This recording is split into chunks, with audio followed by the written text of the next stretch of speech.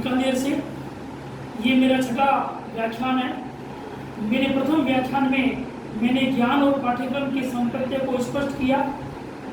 दूसरे व्याख्यान में मैंने ज्ञान का अर्थ, परिभाषा तथा स्रोत के बारे में बताया। तीसरे व्याख्यान में मैंने ज्ञान की प्रकृति और विशेषताओं के बारे में स्पष्ट किया। चौथे व्याख्यान में मैंने ज्ञान के प्रकारों को बताया और इसी श्रृंखला में पांचवा जो मेरा व्याख्यान हुआ था, उस पांचवें व्याख्यान में मैंने ज्ञान की आवश्यकता और महत्व को आप लोगों के समक्ष प्रस्तुत किया। आज ये मेरा छठा व्याख्यान है जिसमें मैं आपको ज्ञान के कार्य के बारे में बताऊंगा। ज्ञान के अनेक कार्य होते हैं, उनमें आज का जो व्याख्यान है वो ज्ञान के व्यक्तित्व संबंधी कार्य से है। ज्ञान के कार्य, ज्ञान को मानव जीवन में महत्वपूर्ण स्थान प्रदान किया गया है। आज का प्रत्येक बुद्धिजीवी वर्ग ज्ञान प्राप्ति हेतु प्रयासरत है। ज्ञान प्राप्ति हेतु किया गया प्रयास मानव को प्रत्यक्ष एवं परोक्ष रूप से लाभ पहुंचाकर उसके व्यक्तित्व का सर्वांगीण विकास करता है। विद्यार्थियों, ज्ञान के व्यक्तित्व संबंधी कार्य निम्नलिखित है। व्यक्तित्व के बारे में हम सब जानते हैं कि व्यक्तित्व को अंग्रेजी में पर्सनैलिटी कहते हैं, जो कि पर्सोना से बना है, जिसका अर्थ है मुखौटा। तो ज्ञान का जो व्यक्तित्व संबंधी कार्य है उसके बारे में हम आज आपको बताने जा रहे हैं। उसमें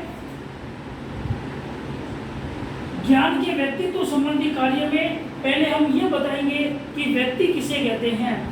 व्यक्ति से आशय संपूर्ण मानव जाति से है। व्यक्ति से आशय संपूर्ण मानव जाति से है जिनके विकास के लिए ज्ञान की आवश्यकता होती है। यदि हमें अपने मानव जाति का विकास करना है तो वो बिना ज्ञान के संभव नहीं है। तो ज्ञान से ही हम मानव जाति का विकास कर सकते हैं और ज्ञान से मानव जाति को चरमोत्कर्ष पर पहुंचा सकते हैं। इसका बिंदुवार विश्लेषण इस प्रकार है। सबसे पहला है व्यक्ति के मानवीय गुणों का विकास। विद्यार्थियों, मानवीय गुण वैदिक संस्कृति में 3 प्रकार के होते हैं: रजोगुण, तमोगुण और सतोगुण। ये तीनों ही गुण अपने अपने दृष्टिकोण से कुछ लाभ के पॉइंट से अच्छे हैं और कुछ उसकी सीमाएं हैं। तो ज्ञान से ही मानवीय गुणों का विकास होता है। अगला बिंदु है व्यक्ति के सामाजिक गुणों का विकास। सामाजिक गुण, हमारे सामाजिक गुण हैं कि हम एक दूसरे के साथ भाईचारे की भावना से मिलजुल कर रहें और एक दूसरे के साथ हम विकास करें और एक दूसरे की स्थिति और परिस्थिति को समझें, तभी हम सामाजिक गुणों का विकास कर सकते हैं, क्योंकि मनुष्य एक सामाजिक प्राणी है। इसी क्रम में सांस्कृतिक गुणों का विकास। संस्कृति का संरक्षण करना, संस्कृति का परिमार्जन करना और संस्कृति का हस्तांतरण करना, ये हमारा एक मानव जाति का प्रमुख उत्तरदायित्व है और ज्ञान की श्रृंखला में भी इसको समाहित किया गया है। तो व्यक्ति के सांस्कृतिक गुणों का विकास भी ज्ञान के माध्यम से होता है।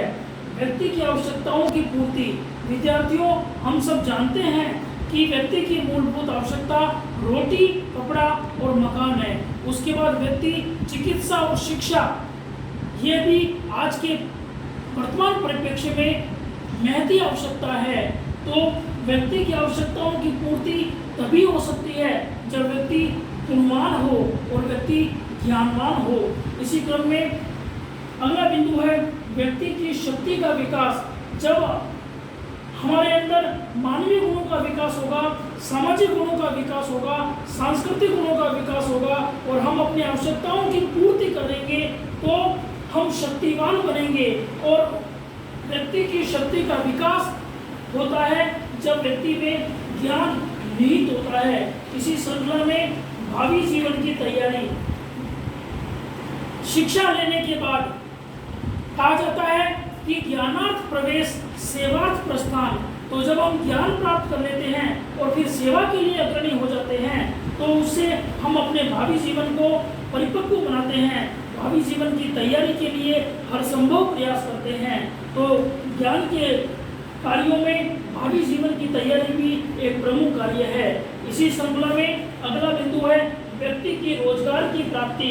जब व्यक्ति भावी जीवन के लिए तैयार हो जाता है तो ऐसी शिक्षा प्राप्त करता है जिससे कि उसे रोजगार मिले और वो रोजगार को प्राप्त करके अपना स्वयं का, अपने परिवार का पालन पोषण करे और कर्म करते हुए इस देश के विकास में सहयोग करे।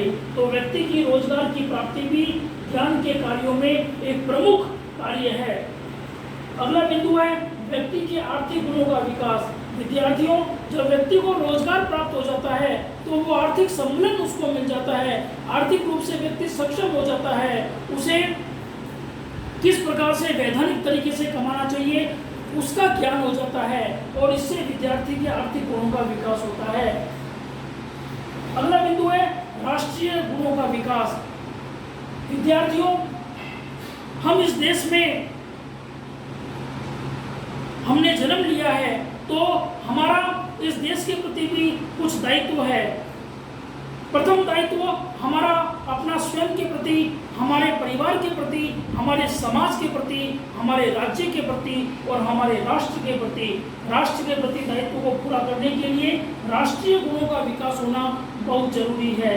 और अंतिम ज्ञान के व्यक्तित्व संबंधी कार्य में अंतिम कार्य है व्यक्ति का सर्वांगीण विकास। विद्यार्थियों, जब व्यक्ति का मानवीय विकास हो जाता है, सामाजिक विकास हो जाता है, सांस्कृतिक विकास हो जाता है, आर्थिक विकास हो जाता है, व्यक्ति को रोजगार की प्राप्ति हो जाती है तो और व्यक्ति राष्ट्रीय गुणों का विकास कर लेता है तो इन सब से व्यक्ति के व्यक्तित्व का सर्वांगीण विकास हो जाता है। विद्यार्थियों, आज के लिए इतना ही काफ़ी है। यदि आपको मेरा ये व्याख्यान पसंद आया है तो इसे सब्सक्राइब करना न भूलें। आप इसे सब्सक्राइब करेंगे तो आप हमारे इस लिंक से जुड़े रहेंगे और डिस्क्रिप्शन में जाकर के आप हमारे इन नोट्स को देख सकते हैं और अपने रजिस्टर में भावी परीक्षा के लिए उतार सकते हैं। जय हिंद, जय भारत, धन्यवाद।